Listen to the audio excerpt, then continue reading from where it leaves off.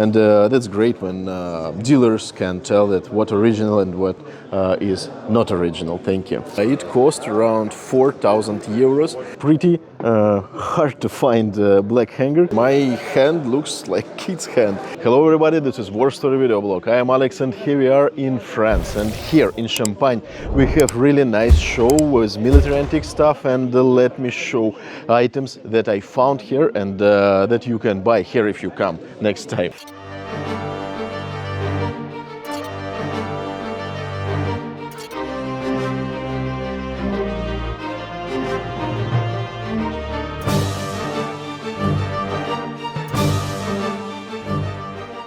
This is table of my friend from France. He lives here and he brought a lot of items to this show. Sometimes we can see his table in United States, but it's smaller because it's pretty heavy items.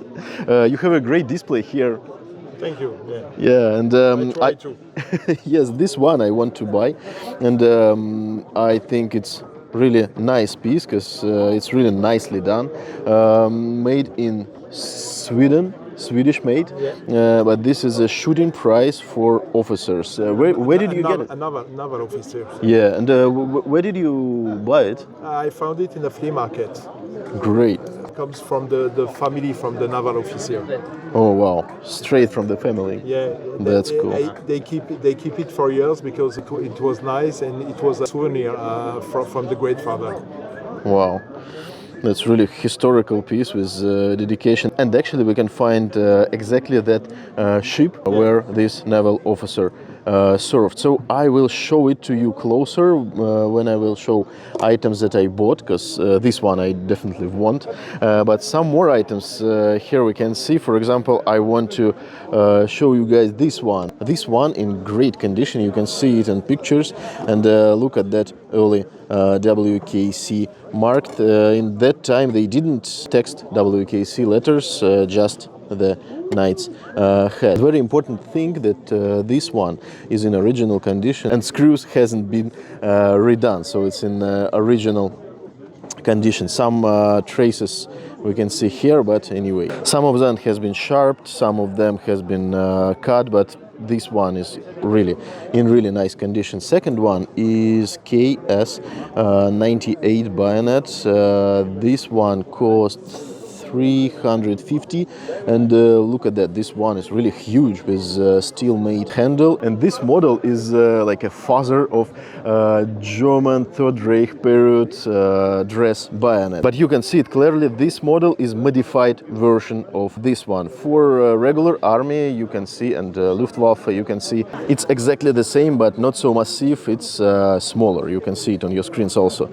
Here we can see also some interesting items. This one is Red Cross officer's dagger. This one is KS 98 bayonet, also for officers, and you can see here the monogram. And a lot of officers wear bayonets because of during First World War they had order to change their swords to bayonets.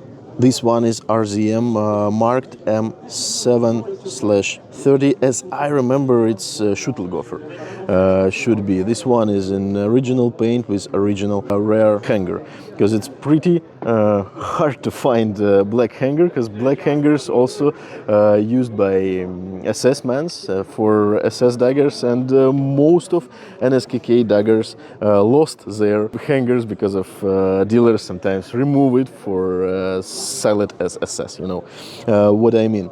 So here we can see we are in France, so French bayonets also exist here. This is Gras on the belt, on the original hanger, and this is Lebel bayonet, and also we can see here original hanger. Most of these bayonets selling without equipment, and it's always interesting to see how it was incomplete, you know what I mean. Also here we can see miniature. This is miniature of KS 98 bayonet, and sometimes people call that like it's letter openers. But for people who originally purchased it, it was like memorabilia about remembrance of service. But sometimes we can see descriptions here on the blades, and sometimes it's not just private dedication. Sometimes it's information about company who produced this kind of knives. So it was like commercial item, and it was kind of sample. But it's very interesting piece, and look at that. This sign is under the plating, so we can see that it is factory made. Some helmets we can see here, few Pickelhaubes and few helmets Third Reich period, and also here we can see badges and medals from different periods, and this is a very interesting grouping. I want to ask seller to tell us story behind these papers and Stein. Also a lot of bayonets. Here we can see Third Reich period. I told you before about KS 98 bayonets, dress bayonets, and different style of different types of First World War bayonets. Here we can see also some daggers also exist here, but I didn't find any for my collection and for my customers. But anyway, with bayonets I bought few of them, and I will show you it later because I already stored it in my in my suitcase. Some belt buckles, some ersatz bayonets, and ersatz bayonets is a very interesting theme. This is bayonets that has been produced in Germany during First World War, after they realized that war is bigger than they thought before, and they didn't have enough bayonets for soldiers, and they started to produce this ersatz type bayonets. And there is a really nice book about these bayonets, Christian Marie, and you can see it on your screen. It's really cool, and a lot of types, and he made catalog of these bayonets, and it's really cool book. If you're interested in these bayonets, you have to buy one. Different periods and different countries flare guns we also can see here. I can't buy any because it's, I don't know laws. Is it legal to buy it and bring it back to the United States? But anyway, it's interesting to see. And look at that. This is a special pouch for flare pistol rounds. You can see different colors rockets, and this one has been produced in 1941. Look at that, it's in really nice condition and with special belt. Actually pretty expensive one. Also we found First World War helmets, but I didn't buy any of them. One was nice but expensive, and another one had bad liner. You can see it, it has been stamped, but it looks fresh, and there is some signs that some red flags on this leather, so I do not think this leather is original, so I didn't buy it. Here we can see uniforms on this table, and books about different types of collection materials. So it's also very interesting to see what books people selling, because in different countries different books are popular. And here there is a nice display. This is display with Winterschlacht. So this is small tinnies stored in this carton box. It's for different types of badges. You can see it. It's also interesting to see every time. It's Third Reich period plastic tinnies. Also we can see here a lot of swords, French swords, and just plain European swords. From 19th century it's also a place to buy these swords because it's not really expensive. You can see items I will show you for just several hundred euros. For example, here we can see prices from 2050 for dagger without scabbard, and 200 for sword, 300 per sword. It's original items from 19th century, but anyway, you can see it's not that expensive how it could be. And here we can see another table with nice items, and here we can see, for example, not police bayonet. This is customs bayonet, land customs bayonet. It's the same like police one, but you can't see here eagle, and there is no holes on this grip, which means this is original bayonet from that period. It's Third Reich period. And this one is also dress bayonet, short one. Short one was for under officers, and long one, like this one, was for just private, for privates. And this is RAD officer and land customs officer with hangers. Some more stuff here, and if you're interested in something, text comment and I will show it to you closer next time when we meet next time. And here is another box, and look at that. We can see here a few knives. This one is original model 1942 knife with champagne cork on the tip of blade. And here we can see a few more bottles of champagne, because we are in Champagne. A lot of bottles. And actually today is Chinese New Year, so we can celebrate it. And some more knives also we can see here. And this one not expensive because of there is a damage on the handle, and there is no scabbard. But anyway, this is original knife in nice condition. And this is bayonet from another period. This is First World War period fighting knife, and it's also in really nice condition. We can see it. This one is also interesting because we can see bayonet with SS on the hilt, but this one is not original. And here on this table, seller, dealer, honestly told it. So this is just a souvenir, but sometimes people sell it as original. That's horrible. Yeah, but anyway, sometimes people want SS item for like $50. Yes, they don't want to pay if you want something. Yes, but anyway. So this is a copy of war souvenir. It's not original war souvenir, but it's copy of it. And it's not memorabilia about SS. This is like symbol of fighting against these troops, and symbol of trophy. So that is why these items exist in the market and military antique stuff. And that's great when dealers can tell that what original and what is not original. Thank you. And here we can see some more items, and these three bayonets also I will show it to you later because I already bought it. Also nice here we can see here, and I do like German shovels. This one 1941 year produced, and you can see here Waffenamt. This is really nice tool, and sometimes we can find it in the ground around Leningrad area, for example. During the battle they lost some of them, and it's very interesting to touch original piece of history that you just found. Brings me to my like young age when I see it, and because of that I do like stuff like that, and field equipment. And that also I did find. And this is a nice belt with SS Totenkopf stamps on the leather. So we can see it. And how much is it? 680. Yeah.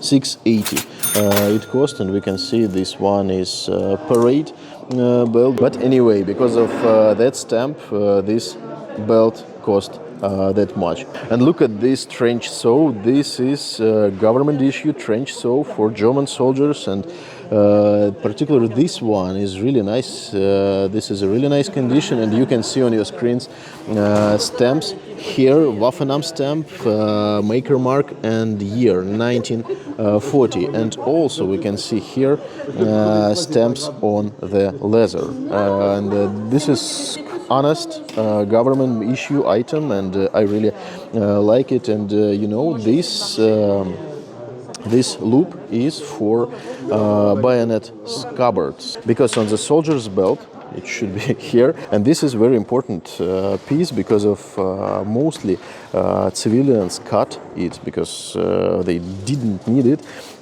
This is a loop for scabbard, for bayonet scabbard, because this item on the soldier's belt located right next to frog for bayonet. So it should be like here, and when this item incomplete with a bayonet, it looks really cool.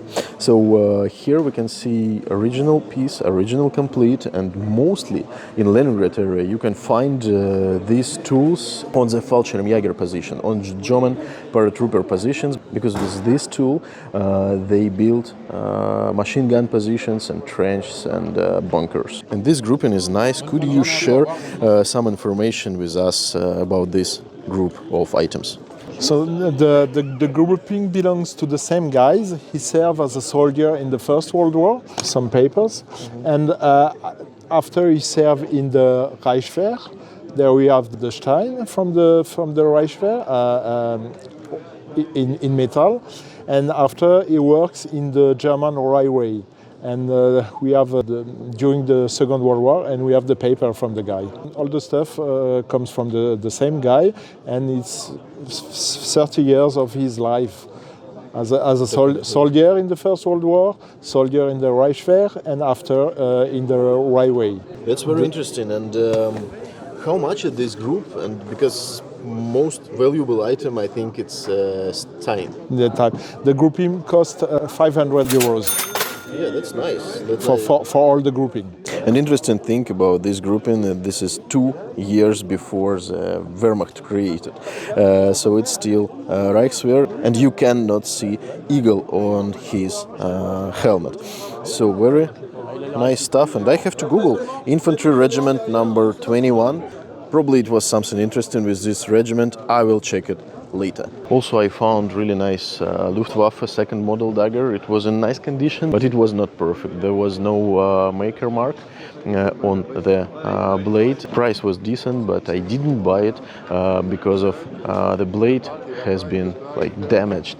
You can see it has been bended a little, and I didn't buy it. It could be without stamp for right price, but without stamp and with bended tip of blade, it's too much for one dagger, too much minuses for one dagger. But anyway, it was 700 or something with something. Also, I bought few more items, and I will show it to you later when I get home, and I will make live stream or probably film just video and show these items to you closer. And guys, look at this massive and big sword. It cost around 4,000 euros. But this one is really huge. This is a real serious infantry weapon for French infantry, second quarter of 19th century. Look at that, how massive is it, how massive is it, and look at this tip of the blade. Wow, looks really serious. My hand looks like kid's hand on this handle, and yeah, I'm excited to touch it, and I'm excited to show it to you. I hope you can see it clearly. And if I just place it here, just to show you size, this sword is bigger than this case, and it's pretty heavy. And this one is really rare. I didn't find any of them in the United States, but now I want to find something like that.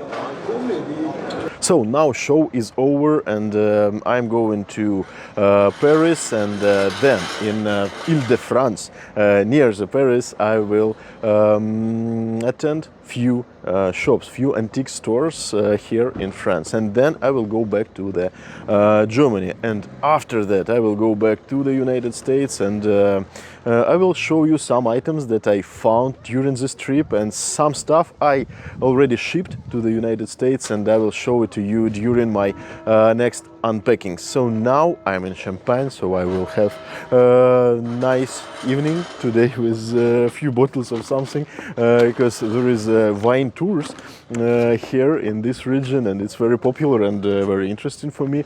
And I hope you enjoyed this video. I hope you already pressed like and subscribe button, and thank you for watching this video until the end. Thank you guys for supporting me, and see you real soon.